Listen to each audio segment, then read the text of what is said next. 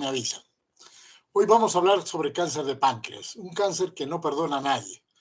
Muchos de estos famosos han muerto de cáncer, ustedes lo conocen, quizás en el centro Steve Jobs, Luciano Pavarotti, Patrick Swayze, un actor muy conocido, ¿no? Michael Landon, de La Casita de la Pradera, los hermanos Cartwright, murió de cáncer de páncreas, el cantante español mexicano José José y muchos más.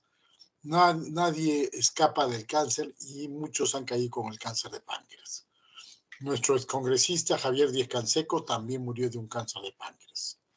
Vamos a hablar sobre incidencia y mortalidad, factores de riesgo, cuadro clínico, diagnóstico, estratificación, cirugía, quimioterapia y radioterapia.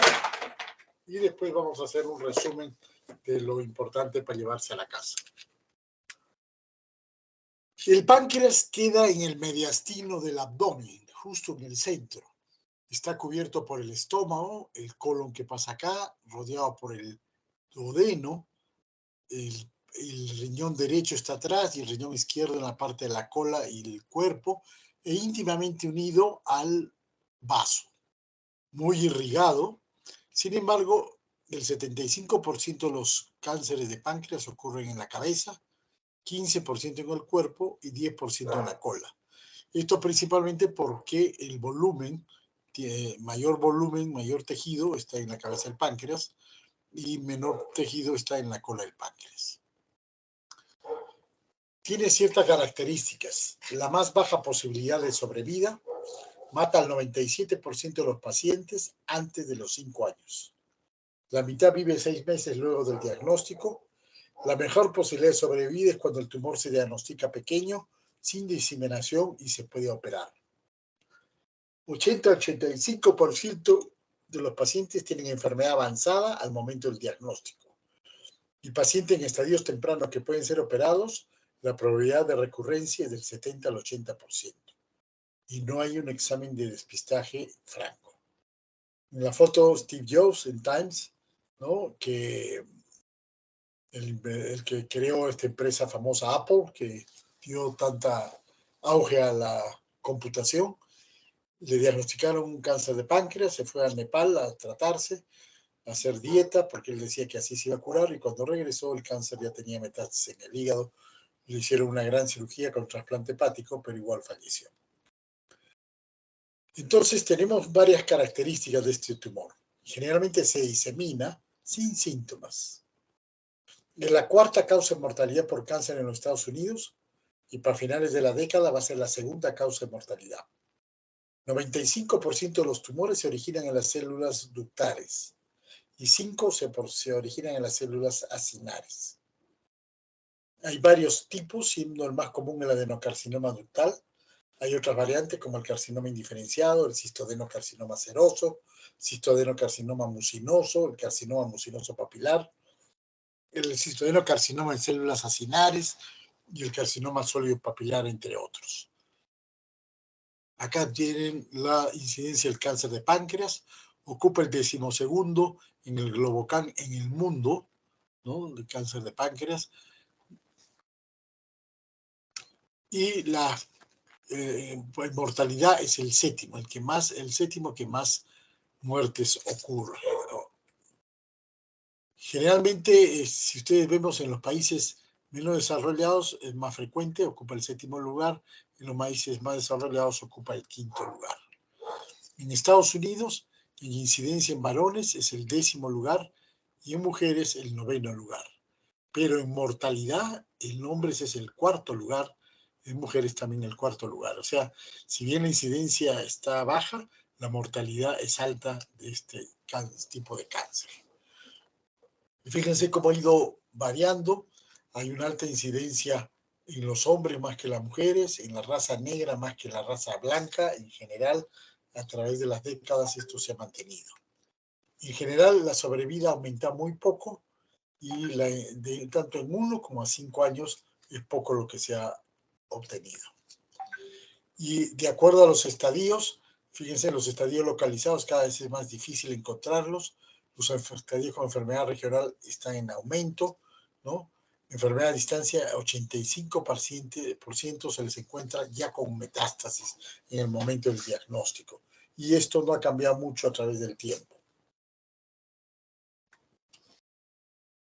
La sobrevida, fíjense, estadio 4, no llegan ni siquiera a 5 meses, estos son en meses. Estadios 1, si se logran operar, pueden vivir hasta 20, 25 meses. Pero en general la sobrevida es poco, se mide en meses.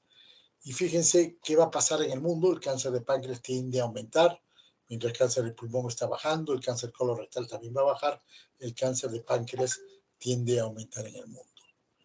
En el Perú ocupa el 14º lugar de incidencia de cáncer. Fíjense, se diagnostican 1.500 casos y mueren 1.433, casi todos. Un cáncer con una muy alta mortalidad.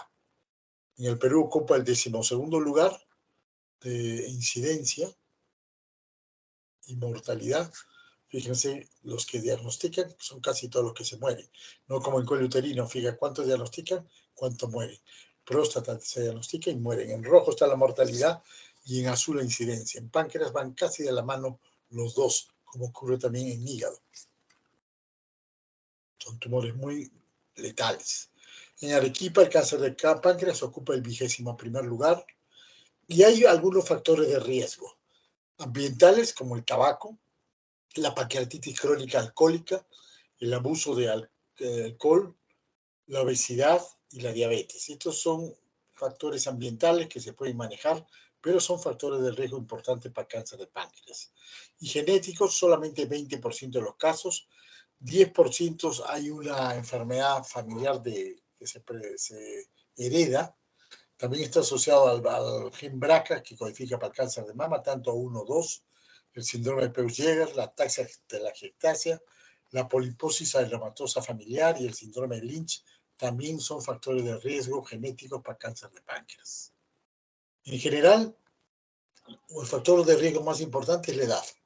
Entre los 60 y 80 años es cuando más se presenta este tumor, mayor en los varones, 30% más que en las mujeres, la raza negra, la religión judía, y fumar de tabaco por 10 a 15 años es un factor de riesgo importante. Aquí vemos en la tomografía un tumor de páncreas, la vesícula biliar distendida, porque seguramente está apretando el conducto colédoco. Otros factores de riesgo son el alcohol, la diabetes tipo 2, el alto consumo de azúcar, la hiperglicemia e hiperinsulinemia, y familiar en 3% de los casos. Este es un estudio en el cual se ha relacionado la mortalidad con el índice de masa corporal, ¿no? A mayor índice de masa corporal, mayor riesgo de cáncer de páncreas. Este es Luciano Pavarotti, que murió de un cáncer de páncreas, no se le pudo operar. Las carnes y las grasas están relacionadas.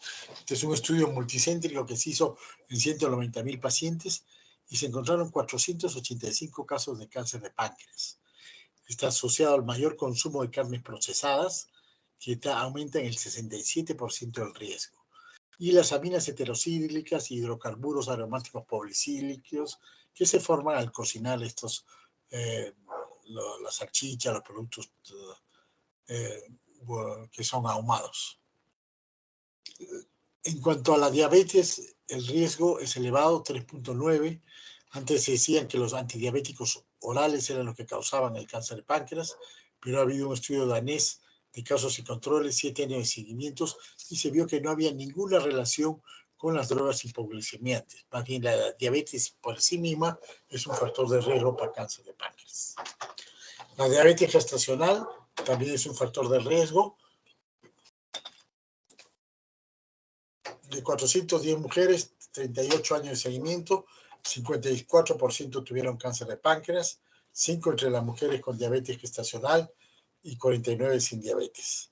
El riesgo relativo de cáncer de páncreas en diabetes gestacional fue de 7.1, ¿no? Entonces es un factor de riesgo muy importante la diabetes que surge durante la gestación.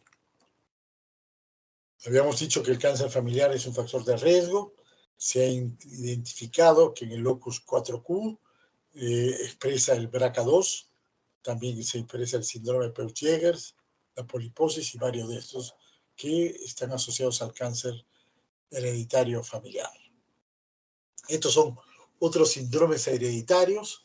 Ya habíamos hablado del síndrome de Peutz-Jeghers, el síndrome de melanoma maligno atípico familiar, que son estos genes alterados, el cáncer de mama y ovario hereditario, el síndrome de Li-Fraumeni, síndrome de Lynch, la poliposis adenomatosa familiar, y otros síndromes como inflamación crónica del páncreas, como la pancreatitis hereditaria y la fibrosis quística, también son factores de riesgo para el cáncer de páncreas.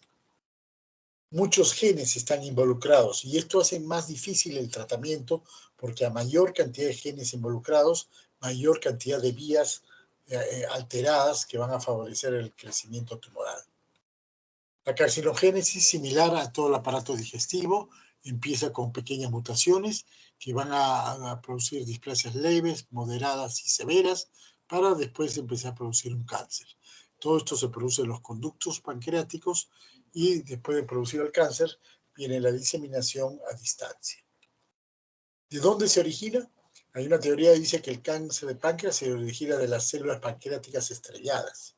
Las células pancreáticas estrelladas son una especie de células primitivas, una especie de stem cells que quedan atrapadas en el páncreas y por diversas causas se activan, ya sea por pancreatitis crónica, por que pueden llevar a la activación de estas células, el alcohol, que ahí dijimos, produce una injuria crónica del páncreas, una inflamación crónica y la presencia de plaquetas van a hacer que todos estos factores sean liberados y van a hacer que las células estrelladas que están quietas se despierten, se activen y empiecen a multiplicarse, ¿no? Inhiban la apoptosis, aumenta la fibrosis y van a hacerse un feedback entre ellas mismas, que empezando el crecimiento tumoral, y es así como empieza el cáncer de páncreas. Hay varios tipos moleculares, como vamos a ver el cáncer de páncreas, así como hay en cáncer de mama, cáncer de colon y en diversos tipos. Hay 4 tipos principales: escamoso, el ADEX, el pancreático progenitor y el inmunogénico. Vamos a ver que cada uno de ellos tiene un factor pronóstico, ¿no? Siendo el ADEX el que tiene mejor factor pronóstico y el escamoso es el peor factor pronóstico. Acá tienen las características de cada uno de ellos, ¿no? Los genes que están alterados que los permiten clasificar en estos tipos, ¿no?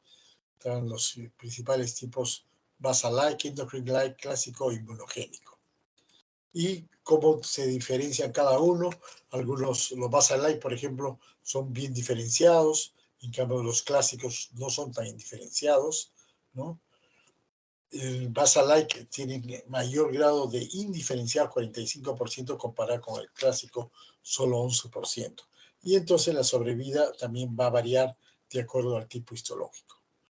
¿Cuáles son los síntomas? 50% de los pacientes con metástasis al momento del diagnóstico. Es decir, perdón, cuando hay síntomas ya generalmente la enfermedad es avanzada. Y los síntomas de alarma son pérdida de peso, 92%, ictericia, dolor en la región superior o media del abdomen, anorexia.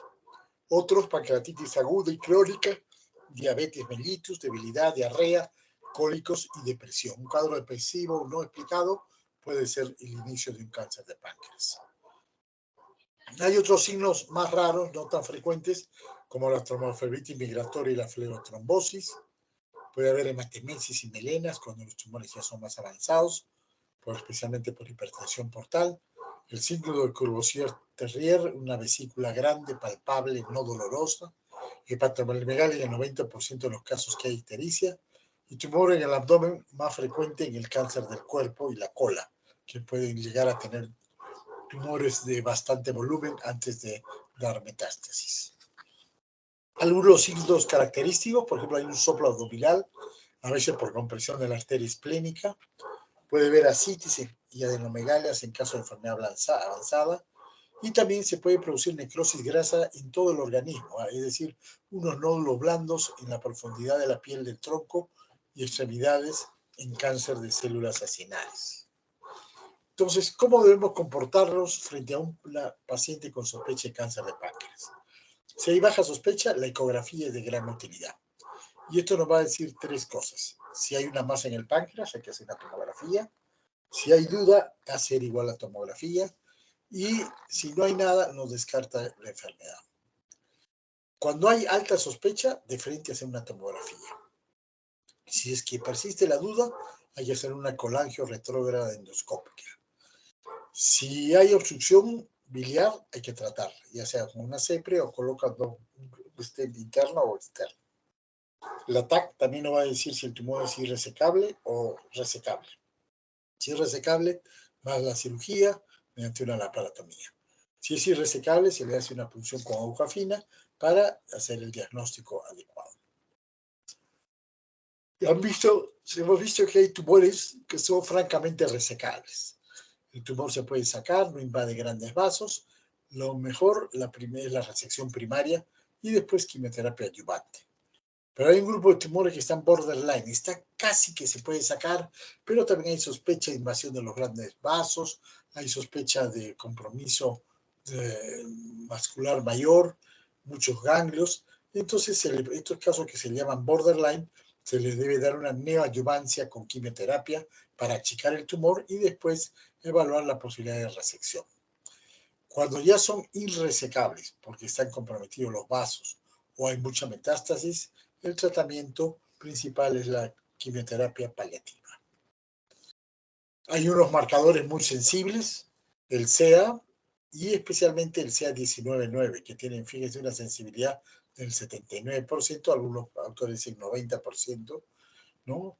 El CEA no es tan sensible, mucho menos, 80%, pero también tiene cierta sensibilidad y especificidad.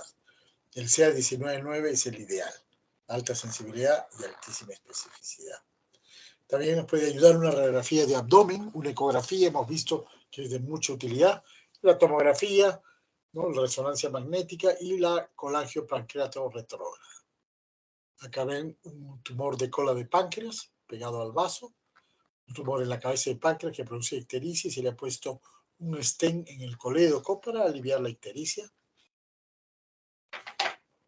Acá vemos otro tumor grande que está invadiendo estructuras, no se puede resecar.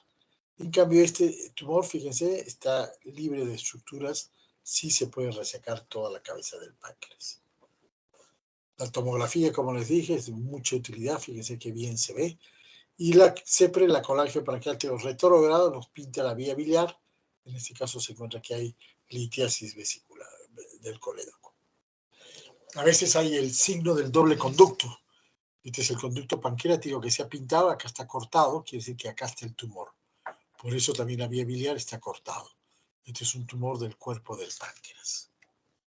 Los ampulomas también se pueden diagnosticar, especialmente con la CEPRE mediante la endoscopía.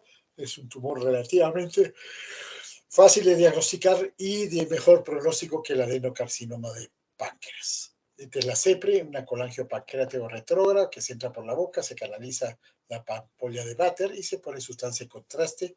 Fíjense cómo hay esta forma de desfiladero, nos indica que acá hay un tumor en la cabeza de páncreas. Y por último, también es útil el PET scan, la tomografía de emisión de positrones, porque nos permite determinar, acá está el tumor, y fíjense, ya tenía una pequeña metástasis en el hígado. Este tumor tiene varias vías de diseminación.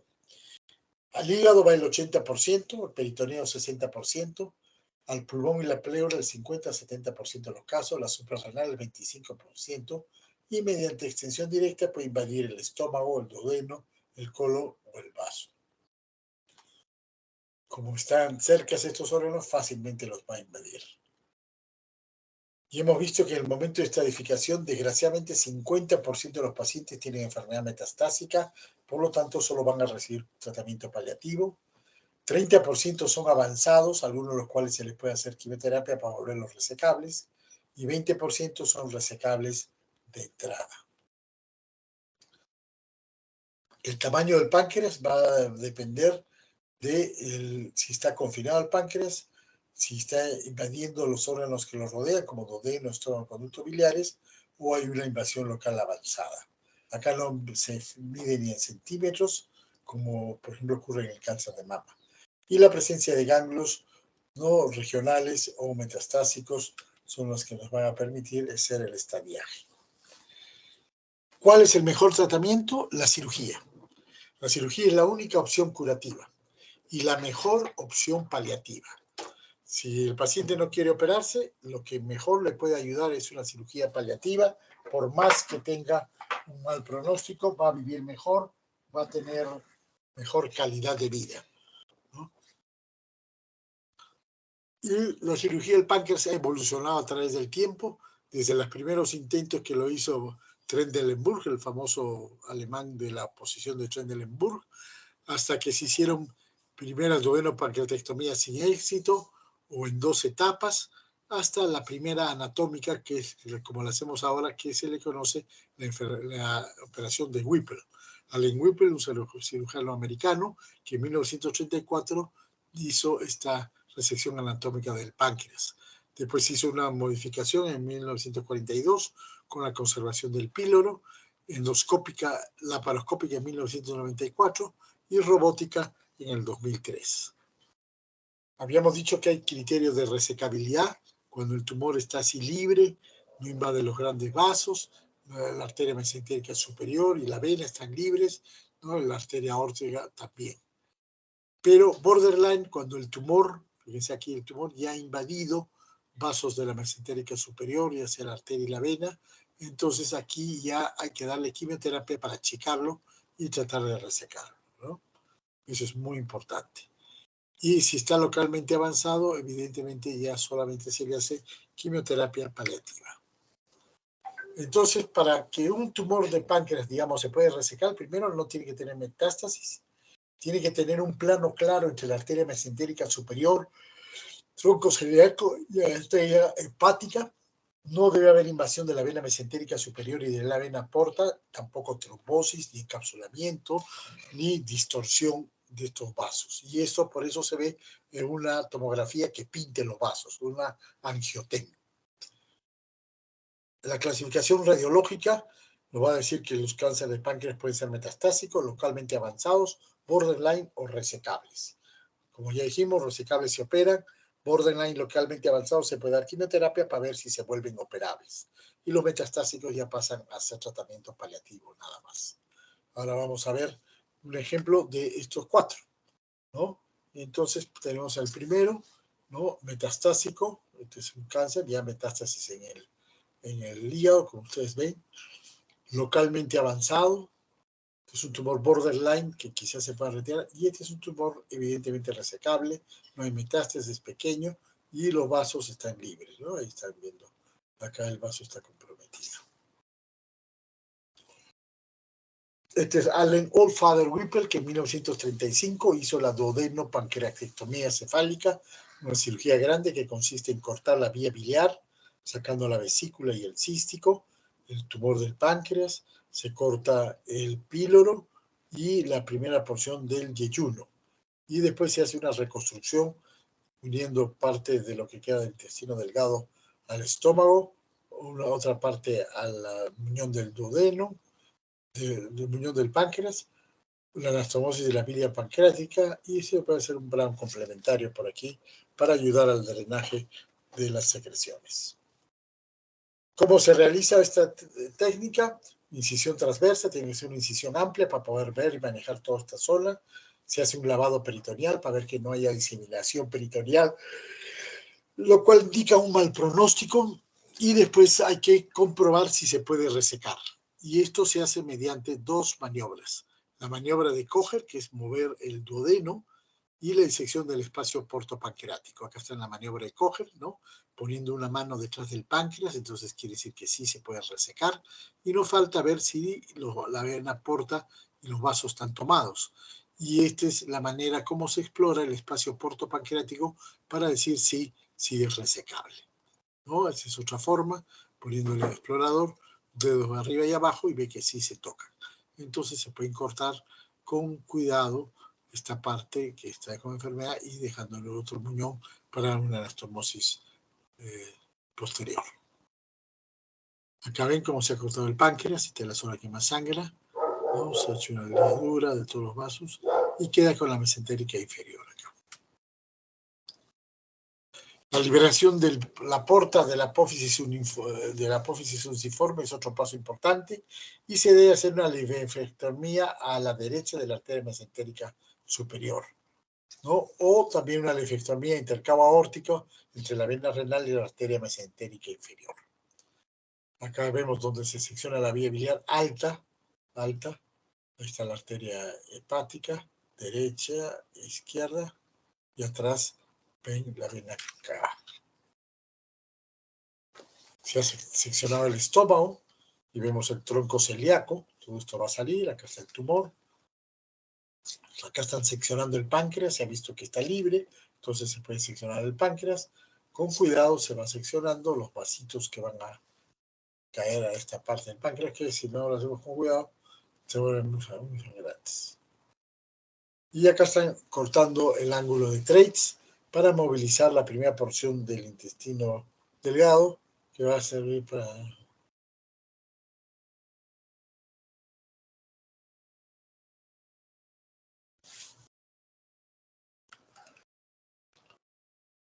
Y ahora hay que reconstruir, ¿no? Hay que hacer una anastomosis de lo que queda del páncreas con un intestino delgado. A 20 a 30 centímetros se hace una anastomosis que es la vía biliar, ¿no? Se puede dejar un drenaje aquí. Y después de eso hay que unir al estómago. Esta es la anastomosis del intestino al páncreas. Nosotros lo hacemos de esta forma, se llama por telescopaje, ¿no? Se pone unos puntitos ahí en el páncreas que se meten dentro del intestino, el intestino sale y lo rodea, y entonces queda una anastomosis muy, muy dura, muy bien constituida, con poco riesgo a que falle, ¿no? Y al final hay que hacer una gastroenteroanastomosis. ¿Hay complicaciones? Sí. Una de ellas es la atonía gástrica, no se mueve el estómago. Hay un retraso en vaciamiento gástrico, se tiene que tener sonda nasogástrica durante 10 días o reinserción de la misma por intolerancia a la dieta normal. Para prevenirlo hay que hacer una gastrectomía a la mitad, comprar un complementario y apoyar mucho en la linfadenectomía a la derecha de la arteria mesentérica superior. Otra de las complicaciones frecuentes es la fístula pancreática. Sospechamos de esta cuando encontramos amilasa en líquido del drenaje, especialmente entre el sexto y octavo día. Empieza a salir líquido y ese líquido del drenaje se puede coleccionar y mandar al laboratorio para ver si tiene amilasa. Puede haber fiebre, leucocitosis, dolor abdominal, aumento del drenaje y cambio de aspecto del líquido del drenaje. Acá ustedes ven el páncreas que está listo para ser sometido a un telescopaje, ¿no? Tiene un stent en el centro del conducto pancreático, y se va a hacer la anastomosis, ¿ve? Uniéndola con el intestino. Ahí está, ya está el telescopaje, ven cómo aumenta, se ha subido el intestino delgado sobre el páncreas y se sutura acá. Y acá después se va a hacer la sutura de la vía biliar, ¿no? Ahí está la anastomosis del páncreas, un paso muy importante porque si falla vamos a tener una fístula pancreática de alto débito. Hay muchas formas de hacer la reconstrucción pancreática, depende de la habilidad del cirujano y las circunstancias anatómicas del paciente. También se puede hacer una pancreatectomía corporocaudal del cuerpo y la cola, ¿no? Corporocaudal, cuando el tumor está en el cuerpo o en la cola del páncreas, en la parte inferior, ven cómo se ha sacado con el vaso, y se saca con el vaso porque es anatómicamente mucho más sencillo de realizar. Desgraciadamente, a pesar de ser cuidadosos y hacer esta cirugía, que es una cirugía larga, que dura varias horas, 7, 8 horas, la resecabilidad solamente es el 4 al 15%. Es decir, de cada 5 pacientes que vemos, solo uno se puede resecar. La mortalidad operatoria es alta, 6 al 20%, y la sobrevida media 13 a 15 meses, así sea operado. A 5 años podríamos conseguir una sobrevida al 15 al 20%, y tenemos que darle adyuvancia para tratar que el paciente viva todavía un poco mejor. El pronóstico para los estadios iniciales, la invasión perineural es el factor pronóstico independiente más importante, ¿no? Son factores de mal pronóstico la presencia de dolor abdominal, tumor palpable, hemoglobina menor de 12, es decir, anemia, albúmina inferior a 2.8, infiltración perineural, estadio N1 mayor, o sea, presencia de ganglios en la zona, y presencia de tumor residual después de la cirugía. Pronóstico es un trabajo que se hicieron en 76 autopsias. 30% murieron por avance de la enfermedad local y 70% por la metástasis. Hay el gen MS4DPCA, es un gen que su presencia indica que es un mal pronóstico, es una enfermedad muy agresiva, ¿no? Y fácilmente van a hacer progresión de la enfermedad. Se está usando mucho la quimioterapia. La droga quizás más utilizada actualmente es la gemcitabina, que se empezó a usar en 1994. En el año 2002 surgió el erlotinib. En el 2010 se usaba una asociación muy común para cáncer colorectal, el FOLFIRINOX. En el 2003 se está haciendo la gemcitabina y el nab-paclitaxel. Y en el 2015 el DAP-irinotecan, que es una molécula nueva que está siendo muy promisoria. Pese a todos estos grandes avances, sigue siendo el cáncer de páncreas un gran asesino. La gemcitabina ha sido una droga muy útil, actúa en varios niveles, en la fase de síntesis, ¿no? Acá están los 3 niveles donde actúa, ¿no? Cuando es monofosfato, actúa sobre la ribonucleótido reductasa, evitando que se formen los pares del DNA. Por otro lado, van a inhibir el trifosfato de oxicitina para que se convierta en monofosfato y van a alterar el metabolismo de excreción. Y por último, van a actuar a través de la DNA polimerasa, incorporándose nucleótidos en el DNA, bloqueándolo y de esta manera también va a llevarlo a la apoptosis. Son 3 mecanismos, por lo tanto, por eso ha sido tan bien utilizada y con buen pronóstico esta droga. Se puede asociar la gemcitabina a diversos quimioterápicos y radioterapias, como se está haciendo ahora, ¿no? Acá está asociada al FOLFIRINOX. Sin embargo, fíjense, la sobrevida en meses sigue siendo poco. Acá todo se mide en meses, 20 meses, 21 meses después de la cirugía y la quimioterapia. El erlotinib es un inhibidor de la tirosina quinasa selectivo que está siendo de gran utilidad. Son en pastillas, el Tarceva, promete mucho, pero todavía no tenemos grandes resultados. Hay muchas nuevas drogas que se están probando de diversos tipos, diversas clases, pero todavía nos falta mucho para pelear contra esta enfermedad. Quizás esto es lo último, el nanoliposomal de irinotecan. En una liposoma se ha puesto irinotecan, esta droga, para tratar de llegar a mayor concentraciones donde están en las células cancerosas, pero no dejan de ser todavía grandes y buenos ejercicios. Acá están los mejores esquemas desde el 2008, cada vez se utilizan más, se está logrando mejor sobrevivida, pero todavía sigue siendo una enfermedad muy maligna. ¿Qué factores determinan la selección del tratamiento? Son varios, ¿no? Hay que tener en cuenta comorbilidades del paciente, qué secuencia vamos a seguir, algunas consideraciones prácticas, sobre todo de la disponibilidad de drogas, la toxicidad y efectos secundarios de estos medicamentos, preferencia del paciente, cómo andará la función hepática, muchos de ellos producen neuropatía, ¿no? El estado general del paciente, ya sea el COFO, Karnofsky y la edad, todo esto se suma para escoger la mejor terapia para nuestro paciente. La radioterapia puede ser útil en enfermedad local avanzada, nos ayuda a controlar la enfermedad tumoral y minimiza los problemas obstructivos, reduciendo el dolor. En las reacciones borderline aumenta la potencial resecable y en la enfermedad resecable trata de enfermedad microscópica residual y previene la recurrencia local. Por lo tanto, sí es útil dar radioterapia al lecho.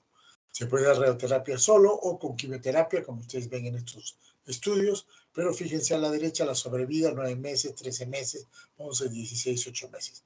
La sobrevida global es siempre baja. ¿Qué se está haciendo en el futuro? Vacunas, tratamientos inmunoterapias como con pembrolizumab, nivolumab, ¿no? Son inhibidores PDL1, ¿no? Y otro tipo de drogas buscando de alguna manera luchar contra esta terrible enfermedad. Recomendaciones de prevención, lo más importante es una dieta de alta calidad, controlar el índice de masa corporal, no tabaco, minimizar factores de riesgo como pancreatitis crónica, alcohol, virus, diabetes y pesticidas. En conclusión, podemos decir que es la neoplasia digestiva de peor pronóstico. Estadios avanzados son los más diagnosticados. Se encuentra entre las 10 más frecuentes causas de mortalidad en el Perú, mayor en países en vías de desarrollo. La incidencia 2 al 4% de todos los cánceres. Los factores de riesgos ambientales más reconocidos son el tabaco y el alcohol. La cirugía sigue siendo la mejor alternativa curativa y la adyuvancia con quimioterapia, agentes biológicos y radioterapia